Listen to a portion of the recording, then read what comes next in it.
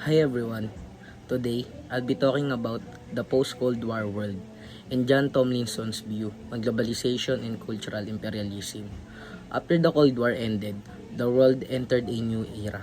An era of globalization, the rigid political and economic divisions between East and West began to fade, and countries became more connected through trade, technology, media, and migration.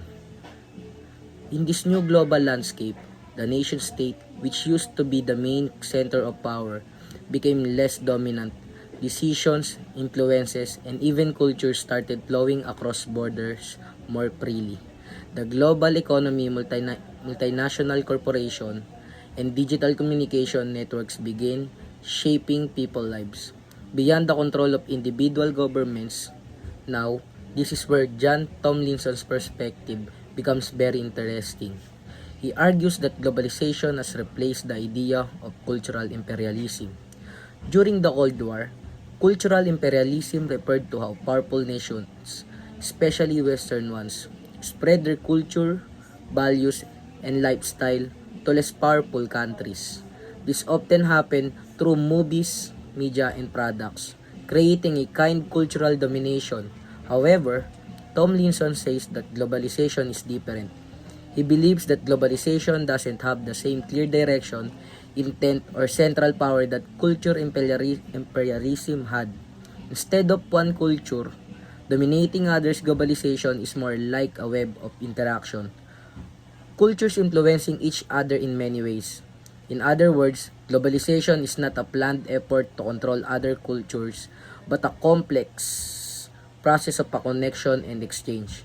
People around the world now share, adapt, and mix cultural elements to form something new, like how music, fashion, or even language behind across societies. But here's an important question. Do we agree with Tomlinson? Has a globalization really replaced cultural imperialism, or has it just evolved into a new form? From my point of view, globalization may have changed the way influence spread, but power imbalances still exist. Western brands, media, and technology still dominate the global scene. So even if it's not called cultural imperialism anymore, the same patterns and influence remain, just less obvious and more globalized. However, there's a positive side into people also have more agency through social media, local creativity, and digital tools.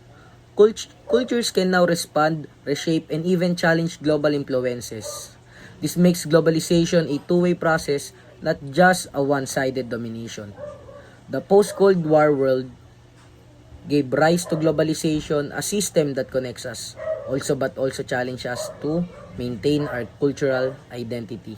For Tomlinson, globalization replaces cultural imperialism, but in practice, it might be more accurate to say that it's an evolution of it, now driven by networks, technology, and shared global participation.